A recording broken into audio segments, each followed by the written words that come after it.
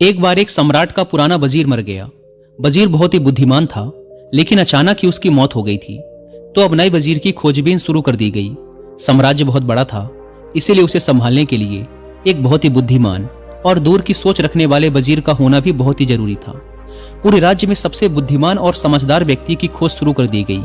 इसके लिए पूरे राज्य में तरह तरह की परीक्षाएं आयोजित की गई और पूरे राज्य भर से विभिन्न समझदार और विचारशील व्यक्तियों को छांटा गया और फिर आगे उनकी और भी मुश्किल परीक्षाएं ली गई और अंततः केवल 3 चुने हुए व्यक्तियों को राजधानी लाया गया ताकि सम्राट उनकी अंतिम परीक्षा ले सके।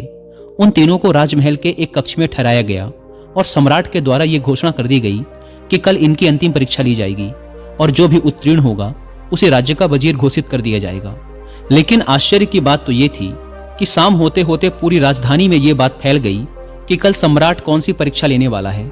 सारे नगर में इसकी चर्चाएं होने लगी। सम्राट एक बहुत ही अजीब परीक्षा लेना चाहता था। कल सुबह उन तीनों को महल के एक बड़े कक्ष में बंद कर दिया जाएगा और उस कक्ष के दरवाजे पर एक बड़ा सा ताला लगा दिया जाएगा। वह ताला उस राज्य के गणितज्ञों, कारीगरों और इंजीनियरों ने मिलकर बनाया था। उस ताले पर कोई चाबी नहीं लगती थी। ताले के ऊपर केवल कुछ गणित के अंक लिखे हुए थे और उन अंकों में एक पहेली छुपी हुई थी। जो भी उस पहेली को हल कर सकेगा वही उस ताले को खोलने में सक्षम हो पाएगा। धीरे धीरे ये बात उन तीनों के पास भी पहुंच गई कि कल उन तीनों को एक कमरे में बंद कर दिया जाएगा और बाहर एक ताला लगा दिया जाएगा जिसकी कोई चाबी नहीं है। बस उस ताले के ऊपर कुछ गणित के अंक खुदे हुए हैं जिनमें एक पहेली छुपी हुई है। तीनों में से जो भी उन अंकों का प्रयोग करके उनके पीछे छुपी पहेली को हल कर लेगा और पहले दरवाजा खोलकर कमरे से बाहर आ जाएगा उसे ही वजीर बना दिया जाएगा। यह सुनते ही उन तीनों में से 2 तो बाजार की तरफ भागे और तालों से संबंधित गणित के विषय में जो भी किताबें मिल सकती थी वो सब ले आए और उनका अध्ययन करने लगे। लेकिन उनमें से जो तीसरा था वो सबसे अजीब था। वो ना तो कहीं गया, ना ही कोई किताब लाया और अंधेरा होते ही उड़कर सो गया। बाकी 2 ने सोचा कि शायद डर के मारे इसने परीक्षा में ना बैठने का निर्णय कर लिया है या शायद इसे भरोसा नहीं है कि जो खबर उड़ी है वो सही है। लेकिन फिर भी उन्होंने कोई भी मौका छोड़ना ठीक न समझा, क्योंकि ये पूरी जिंदगी में सिर्फ एक बार मिलने वाला मौका था। वो रात भर किताबें पढ़ते रहे। तालों के विज्ञान से संबंधित जो भी साहित्य उन्हें मिला वो सब उन्होंने पढ़ डाला। सुबह हुई तो वो तीसरा व्यक्ति सोकर उठा और उन तीनों को सम्राट के समक्ष प्रस्तुत किया गया। वहां उन्हें पता चला कि जो अफवाह उड़ी थी वो सत्य थी। उन तीनों को एक बड़े से कक्ष के अंदर बंद कर दिया गया। उसके बाहर एक ताला लगा दिया गया जिसके ऊपर कुछ गणित के अंक खुदे हुए थे।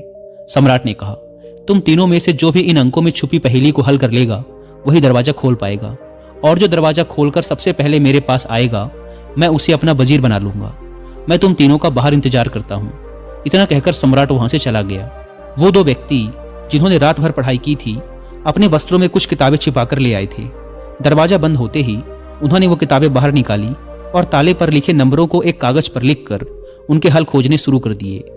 लेकिन जो वो तीसरा व्यक्ति था उसने कुछ ना किया। वह अपनी आंखें बंद करके कमरे के एक कोने पर शांति से बैठ गया। उसे बैठा देखकर वो दोनों हंसे और तंज कसते हुए कहा, क्यों, हार मान गए क्या?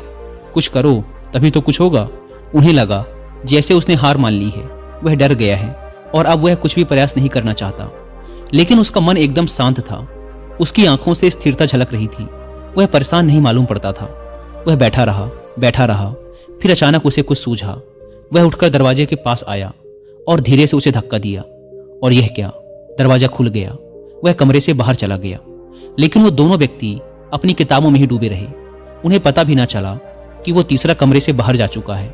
उन्हें तो पता ही तब चला जब सम्राट उस तीसरे व्यक्ति को लेकर अंदर आया और बोला, बंद करो अपनी ये किताबें। जिसे बाहर निकलना था वो तो कब का निकल चुका। यह देखकर वो दोनों दंग रह गए और पूछा, आखिर तुम बाहर कैसे निकले?